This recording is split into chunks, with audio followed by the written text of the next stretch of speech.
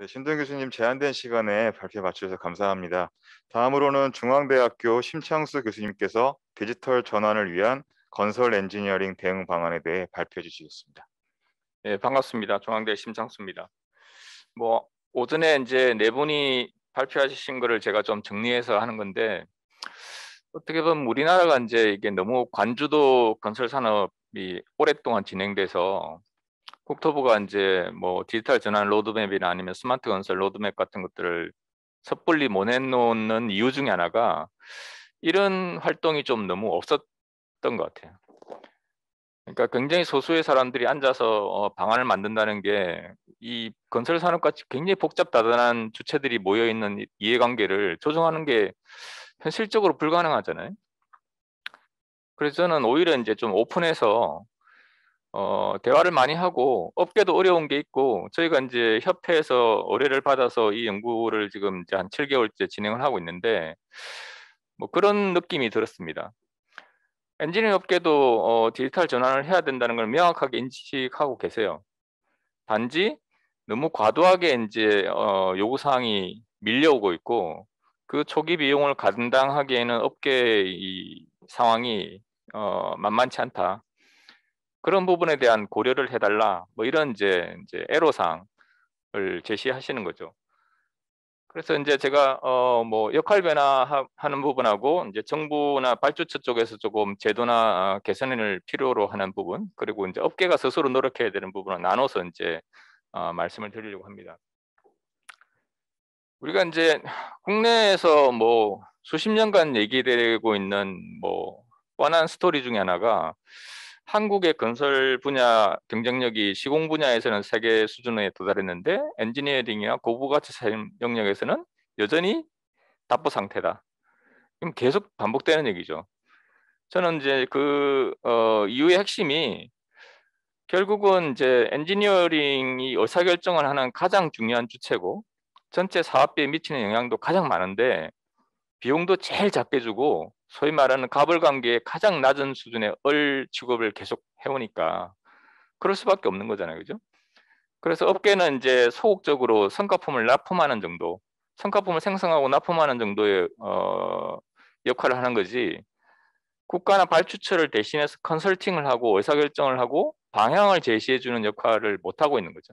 그게 이제 엔지니어링의 가장 큰 문제인데, 최근에 이제 뭐 산자부를 비롯해서 국토부가 왜 엔지니어링에 계속 이렇게 관심을 가지기 시작하냐, 이게 이제 시공 분야가 무너지고 있거든요. 최근에 사고도 자주 나고 있지만 시공 분야가 설계 단계에서 넘어갔던 상당히 많은 부분의 오류들을 잡아주고 그걸 이제 해결하고 샵을 그리고 전문 업체가 그 대응을 하고 하면서 시공 단계에서 많은 문제들을 해결해 왔어요. 그리고 그거를 기반으로 해서 시공사들이 성장을 했고, 근데 지금은 대형 시공사들이 건설을 안 하려고 하는 거 있죠. 그리고 우수할 인력이 자꾸 빠져나가요. 그리고 현장에서 일하는 사람들은 대부분 다 외국 인력이에요. 우리가 마치 싱가포르처럼 가고 있는 겁니다. 작은 나라에 건설 인력은 사라지고 인프라는 계속 건설을 해야 되는데 사람들의 눈높이는 굉장히 높아졌어요. 고품질의 설계 시공을 해야 됩니다. 그러니까 남는 거는 뭐냐면, 그러면 엔지니어링 역량을 키울 수밖에 없는 겁니다. 그것 때문에 이제 생긴 이런 거고, 중요한 것 중에 다른 하나는, 그러면 왜 신규 인력들이 엔지니어링을 선호하지 않느냐, 이 부분에 대한 문제를 해결해 줘야지 엔지니어링 산업이 이제 성장을 하고 뭐 디지털 전환을 하고 하는데, 여전히 산업 생태계는 그대로 놔둔 상태에서 업계에다가 디지털 전환해라 라고 요구하는 거는 너무 비현실적이라는 거죠. 그런 부분이 있습니다. 우리가 이제 뭐 디지털 전환할 때 자주 얘기하는 게 이제 제작업.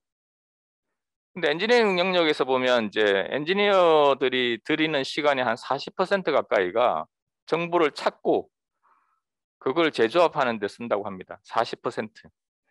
그러니까 뭐 그 부분은 안 바뀌는 거죠. 생산성을 아무리 높이고 싶어도 내 손에 데이터가 없는데, 그래서 우리가 얘기하는 카피 앤 페이스트 제일 좋은 거잖아요. 그래서 그런 부분들에 대한 이제 한계가 노출되고 있는 거고, 그리고 다른 하나는 최근에 이제 이 BIM도 마찬가지고 OSC도 그렇고 DFMA도 그렇고 DFS도 그렇고 PM도 그렇고, 이 모든 게 결국은 제일 사업 초기 단계에 있는 엔지니어들한테 굉장히 역할을 증가시키고 있고 그 사람들이 제일 중요하다라고 얘기하고 있는 겁니다.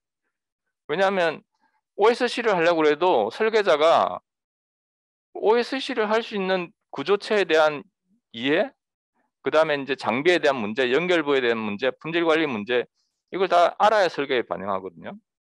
특수공법 국내에서 설계사가 설계하는 경우 없지 않습니까? 다 전문 업체에 맡기죠. 일괄로. 그런데 그걸 지금 설계사 보고 하라고 얘기하는 거고. 그러니까 이제 이런 문제가 디지털화가 없는 상황에서는 거의 불가능하다. 그런 요구 사항들이 이제 업계에 나오고 있는 거고. 또 다른 하나는 이제 뭐 전반부에 계속 들어보셨지만 우리가 이제 타당성 조사 때부터 시작해서 유지 관리 때 이제 안전진단 보고서까지 설계사가 쓰시는데 이 모든 데이터의 소유 주체가 발주처예요. 국가고. 그러면 우리나라 3,500개 이상 되는 설계 엔지니어링 관련 업계가 자기가 한 사업만 가지고 데이터를 축적해서 인공지능을 하고 머신러닝을 할 수 있냐? 안 되죠. 일하기도 바쁜데. 합사 한번 꾸려가지고 끝나면 CD 하나 만들고 다 뿔뿔이 흩어지고 다른 사업으로 가시잖아요. 누가 그걸 정리합니까? 아무도 정리 안 하죠. 그런 부분에서는 이제 데이터에 대한 생산 주체와 소유 주체가 분리된 부분, 이 문제도 이제 좀 개선을 해야 된다라는 거고요. 우리가 이제 뭐 이 협회하고 계속 토의를 하면서 느낀 것 중에 하나가 이제 설계 단계에서 요구 사항은 굉장히 많이 늘었는데 그거를 혜택을 보는 수혜 주체는 설계냐? 설계도 있죠. 설계는 이제 시간이 좀 걸립니다. 그게 진짜 디지털화되고 생산력이 높아지는 수준까지 가려면 5년, 10년은 걸릴 텐데 그동안은 비용만 쓰는 거고 그 효과는 시공, 운영, 유지 관리, 서비스 단에서 굉장히 많이 볼 거다라는 겁니다. 그래서 이제 이 부분을 조금 이제 반영을 하려면 이 데이터 흐름과 활용 체계를 보고 사업 대가를 뭐 설계비의 10% 정액 이런 식이 아니고 건설 사업 전체 그 비용 구조, 사업비 구조 자체를 건드려야 된다고 얘기해요. 사업비 구조 자체를 재구성해서 데이터가 흘러갈 수 있게 해야 되고 그다음에 이제 설계 엔지니어링사들이 이제 생산한 데이터에 대한 사용 권한 부여는 반드시 저는 필요하다고 보고 있습니다. 그래서 이제 제도 정책 개선 사항은 4가지 이제 항목으로 나눴는데 뭐 생태계나 아니면 디지털 전환이나 고부가 가치나 시장 확대 뭐 이런 영역에서 나누는 거고요. 생태계에서는 우리가 이제 디지털화를 하기 위해서 추가되는 업무가 있는데 이걸 너무 쉽게 생각하시는 것 같아요.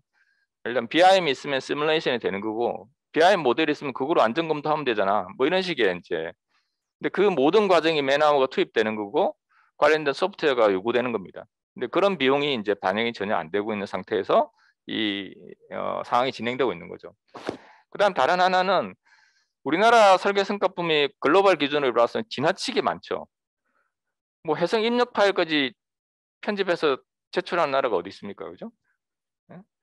그 이유가 뭐냐면 책임의 소재를 가리기 위해서 서로 못 믿으니까 몽땅 출력해서 제출해라. 이 얘기거든요. 근데 이제 디지털화를 하게 되면 결국은 데이터의 신뢰성이나 아니면 개방성 때문에 이런 부분이 필요가 없습니다. 그러니까 필요가 없으면 없애야 되는 거죠. 이제 그런 부분들이 있고 그다음에 이제 시간 공간 제약이 많이 사라집니다. 이제 협업에 대한 부분. 그래서 여기 보시면 이제 뭐 싱가포르 빈펀드는 많이 들어보셨지만 제가 이제 주로 최근에 많이 얘기하는 거는 저기 표에 있는 것처럼 설계 단계의 업무 요구 사항이 증가되고 역할이 커지면 사업비에서 시공 단계에서 5%를 빼서 설계 단계 5%를 줘라. 사업 규모가 다르고 복잡성이 다르니까 뭐 그런 게 이제 하나의 대안이 될 것 같습니다. 그 다음에 다른 하나는 이제 우리가 이제 이 디지털을 하면서 업무량이 줄어들어야 됩니다. 그러니까 뭔가 요구하는 게 있으면 그에 상하게 업무량을 줄여주든가 아니면 이제 비용을 주든가 둘 중에 하나는 해야지 이제 공정한 생태계가 나오겠죠. 그 다음에 이제 이 뭐 수주 환경 같은 경우는 사실 업계 이해관계가 굉장히 민감해서 이것도 결국은 이제 기술 위주로 가야 되는 거고 단순 성과품 생산 위주의 엔지니어링. 여러분 건설 산업 건설 관리 기술 협회가 건설 엔지니어링 협회로 바뀐 이유가 우리가 이제 설계 용역 이런 용어를 쓰잖아요. 그 용역이라는 용어를 쓰지 말자. 용역은 왜냐하면 시키는 일을 하는 거거든요. 근데 엔지니어링은 의사결정을 하고 방향성을 제시하고 컨설팅을 하는 거잖아요. 다른 거죠. 시키는 일을 하는 게 아니고 뭘 시킬지를 정하는 게 엔지니어링입니다. 이제 그런 측면에서 이제 바뀌어야 되는 거고요. 그 다음에 이제 아까 얘기한 그 데이터에 대한 부분. 근데 이제 초반에 이제 건설 엔지니어링사들이 이런 일을 할 때 독자적으로 무슨 인력을 수급하고 아니면 시스템을 만들고 데이터를 구축해서 AI를 만들고 저는 그거 가능한 업체가 5개도 안 될 것 같아요. 국내에서. 그 정도 자본력이나 아니면 오너의 그 비전이 있는 회사 굉장히 드뭅니다. 그럼 방법은 뭐냐면 공유를 할 수밖에 없는 거죠. 같이 투자해서 개발하거나 아니면 국가에서 좀 지원을 해줘서 디지털 조직을 만들거나 공유 가능한 서비스를 만들어서 그 서비스를 가진 스타트업들을 설계사가 사업이 있을 때마다 불러서 쓰는 그런 이제 효율적인 방안이 좀 필요하다라는 거고요. 발주처나 국가가 가지고 있는 데이터는 어마어마한데 제가 몇 년 동안 계속 그 데이터를 쓰려고 노력을 하고 있지만 시간이 너무 많이 걸려요. 데이터 형태도 그렇고 믿을 수 있는 데이터인지도 잘 모르겠고 그래서 그런 부분도 이제 데이터 자산화에 대한 투자가 좀 있어야 되는데 저는 정부에서 디지털 뉴딜 사업 공표하고 할 때 굉장히 기대를 많이 했는데 이런 부분은 하나도 없어요. 다 무슨 센서 붙이고 네트워크 라인 연결하고 인프라의 핵심 컨텐츠는 빠진 디지털 뉴딜을 지금 하고 있는 겁니다. 그런 부분들은 개선이 좀 돼야 되는 거고 그래서 제가 이제 뭐 제안사항으로 건설 엔지니어링 쪽에 디지털 기술 지원 센터 같은 걸 좀 만들어서 인력도 양성하고 공통적으로 개발할 수 있는 디지털화 전략 같은 게 있으면 기술도 좀 개발해서 공유를 하는 그런 형태가 있으면 좋겠다라는 말씀을 드리고요. 그 다음에 이제 고부가치 시장 형성이라는 게 최근에 이제 국토부도 그렇고 산자부도 그렇고 뭐 PM 한다고 그러는데 PM은 우리나라에서 못하는 이유가 발주처가 독점하고 있는 영역이죠. 그죠? 그러면 이제 이걸 열어주려면 발주처가 발주를 하기 전부터 건설 엔지니어링사가 컨설팅 업무를 사업비 내에서 배정을 받아서 해야 되는 거예요. 사업 구성부터 시작해서. 이제 그런 역할들이 좀 있어야 될 것 같고 그 다음에 이제 이게 디지털 인프라 컨텐츠에 대한 문제도 미리 좀 해결을 해줘야지 가능합니다. 그게 없으면 지금 이제 설계사들이 가진 역량은 거기 계신 사람들, 기술자가 다죠 뭐. 기술자가 움직이시면 그 설계사의 경쟁력이 바뀌죠, 그죠? 그런 형태로는 이게 지속성이 좀 없다는 겁니다. 그런 부분이 좀 바뀌어야 된다는 거고요. 그 다음에 이제 우리가 이 엔지니어링에서 창출하는 데이터의 가치를 높이는 두 가지 방법이 시간축과 공간축이 있어요. 시간축은 우리가 100년간의 인프라를 유지하니까 운영 유지 관리 단계 끝까지 데이터를 계속 쓴다라는 관점에서 가치를 높여야 되고 공간축이라는 거는 이 디지털 기술의 장점이 국가 간 경계가 없습니다. 국가 간 경계가 없으니까 국내뿐만 아니라 해외도 그렇고 우리가 그냥 일반적인 인프라 사업, 건설 사업 이외에도 이제 다른 마켓, 그러니까 다른 산업체 생태계 안에서도 일을 할 수 있다는 겁니다. 그게 이제 뭐 요 부분이고요. 그러면 이제 무조건 정부나 이제 이 발주처에 요구만 할 수 있냐? 그렇지는 않죠. 엔지니어사도 스스로 이제 좀 바뀌어야 되는데 제일 중요한 것 중에 하나가 이제 인력하고 조직입니다. 제가 이제 빔 시작하고 나서 뭐 시공사나 그 설계사 컨설팅도 여러 번 했는데 할 때마다 느끼는 게 이 부서 간 장벽, 도로부 다르고 구조부 다르고 철도부 다르고 뭐 하천부 다르고 이게 굉장히 어렵더라고요. 이거는 어떻게든 극복을 해야 되는 문제고 그 다음에 이제 디지털 전환이나 시장 확대나 해외 진출 같은 부분이 있는데 제일 처음에 이제 요즘 뭐 설계사들이 가장 많이 느끼는 어려움은 사람이 없다. 그리고 젊은 친구들이 안 오려고 한다. 당연하겠죠, 그죠? 갈 만한 직장이 아니니까. 그러면 이제 업계 입장에서도 갈 만한 직장으로 좀 바꿔줘야 됩니다. 그래서 저는 이 코비드 사태가 좋은 계기가 될 수는 있을 것 같아요. 반드시 연봉이 높아야지 좋은 직장은 아니거든요. 근무도 좀 유연하게 하고 우수 인력이 좀 선호할 수 있는 그런 작업 환경 아니면 직업 환경이 좀 필요하고 제가 이제 학생들하고 얘기해 보면 제일 싫어하는 게 합사 들어가는 거예요. 합사는 이제 부장님들이나 이사님들이 다 책임지시고 신입사원들은 합사 안 가게, 본사에서만 일하게, 그런 여건들이 필요합니다. 이게 현실적인 문제예요. 예? 유연 근무제도 하시고, 제가 며칠 전에 이제 소프트웨어 회사 갔는데 회사 출근에 일주일에 하루만 한다고 하더라고요. 나머지는 자율근무제, 집에서 하든 회사에서 하든. 그런 게 이제 장점이 될 수 있을 것 같습니다. 그 다음에 이제 디지털 전환을 하긴 해야죠. 하긴 해야 되는데 사업부별로 그래도 이 BIM을 하면서 효율화할 수 있는 부분이 있는지 좀 검토를 해보고 그런 부분이 있으면 개발 인력을 별도로 빼야 됩니다. 설계하시는 분들한테 기술 개발해서 생산성 높여라고 얘기하는 거는 안 되는 거죠. 개발 인력을 좀 빼서 그 사람들이 옆에서 일하시는 분들이 시간을 많이 쓰는 영역들을 조금씩 제거해주는 이제 그런 이제 노력이 좀 필요하고요. 그 다음에 시장 확대 부분은 뭐 컨택이라고 해서 이제 여러 가지 스마트 기술들을 적용한 업무 영역들이 늘어나는데 제 생각에는 그렇습니다. 이제 설계사들이 1차적으로는 시공 엔지니어링 분야를 마켓으로 보고 가셔야 될 것 같아요. 설계 AS가 아니고. 왜냐하면 아까 말씀드린 것처럼 시공 쪽의 기술이 무너지고 있거든요. 시공 쪽 기술이 무너지고 있기 때문에 시공 엔지니어링이 새로운 기술 영역에 들어와야 되고, 제가 요즘 턴키 하는 거 보면 스마트 턴키 할 때 스마트 기술 쓰는데 수십억씩 쓰시더라고요. 그걸 조그만 전문 업체들이 다 해요. 제가 보면 별 쓸모가 없는 일인데 효용성이 없어요. 그게 시공 단계 안에 있는 설계 팀장이나 아니면 공사 팀장이나 아니면 안전품질관리 팀장이 쓰지 못하는 기술은 필요가 없지 않습니까? 그런데 제안서에 넣었다고 그냥 하는 거예요. 그런 부분들은 이제 좀 봐야 되는 거고요. 컨텐츠 사업화도 마찬가지입니다. 문화산업 영역에 진출한다는 설계사는 아직 본 적은 없는 것 같아요. 게임이든 영화든 우리가 디지털화하면 그걸 재활용할 수 있거든요. 이제 그런 부분도 좀 생각을 해봐야 되고요. 해외 진출 같은 경우에는